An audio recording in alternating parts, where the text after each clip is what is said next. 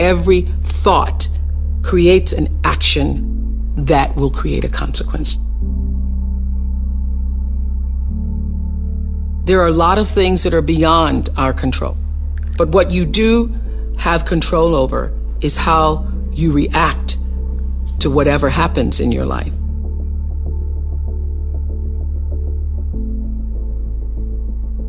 I certainly consider myself to be a blessed person, but you know what the thing is? People don't even get this. The chances of coming out of Mississippi in 1954. Let's paint that picture, will you?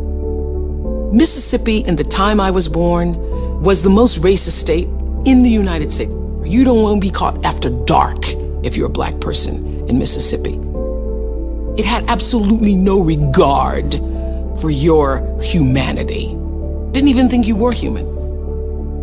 The fact that I could be born at that time and now do what I do, am who I am, live where I live, is the most extraordinary story I can ever imagine. I don't know anything more extraordinary. Who I am was defined for me at a very early age. When I was 4 years old, I remember watching my grandmother boiling clothes. I was standing on the back porch, looking through the screen, and my grandmother was hanging clothes from the line. She had an apron around her waist, and inside the waist pocket were clothespins. We had no running water or electricity. So in order to wash your clothes, you had to wash them. And my grandmother did in a big boiling pot. She would boil them to boil the clothes clean. And as she would hang the clothes on the line and take the clothespins out of her pocket and then put a couple in her mouth, she turned to me and said, "Oprah Gail," talking through the clothespins in her mouth. "Oprah Gail," my middle name, "you better watch me now. 'Cause one day you're gonna have to learn how to do this for yourself." And a voice inside me, a feeling, I think of it now as a voice because it was so strong, said, "No, Grandmama, I won't." And I felt in that moment watching her that this will not be my life. My grandmother's dream for me, as was all of my relatives who were my caretakers, their dream for me was that I would be like them. My grandmother was a maid. My mother was a maid. All of my aunts were maids. And so they thought that that's what I would be. And my grandmother used to work for a family, a white family, and in taking care of their children and nurturing that family, she thought that they were good white folks. And she used to say to me, "I hope you can grow up and get yourself some good white folks." In those days, being good simply meant you don't call me the N-word.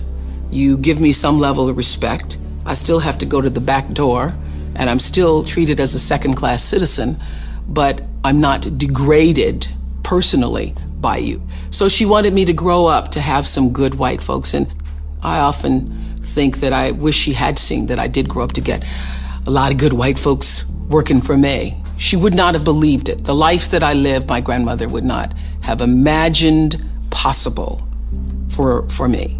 There is a flow. There's an energy field and a flow.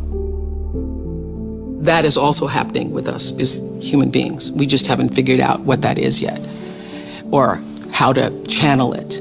But that is definitely going on. There's an energy field. There's an energy flow that I strongly feel in my own life. And I know lots of other people who do. You're either in flow or out of it. And if you're in flow, it's like this. It's like this. All the time, it's like this. It's like flowing with the stream. And the flow is in direct proportion to the center of yourself, where God abides, where universal energy abides, where the divine within you abides. How far you are from the center, from the divineness of yourself, from your connection to source energy, that which created you, is how out of sync you are with your life, regardless of what you call it. When you can align with that, nobody can touch you. Gary Zukov calls that authentic power. In his book, Seed of the Soul, he says, when your personality comes to serve the energy of your soul, that is authentic power. And that's the only real power there is, because you're going to lose everything else. I don't care how beautiful you are. One day, your breasts are going to sag and your eyes are going to bag and you're not going to be as beautiful. And it doesn't matter how much Botox and how many times you get yourself pulled up and how many hairdos and how many makeovers or what you do, that doesn't last. It's just like the most beautiful flowering tree. Everything passes in its time. It doesn't matter how much money you have, how much power you have, how high you sit on the Forbes list, how many times you make the most influential lists. All of that changes. All of that changes. But what is real, what is lasting, is who you are and what you were meant to bring. What is the gift you were meant to give? And nobody can take that away from you.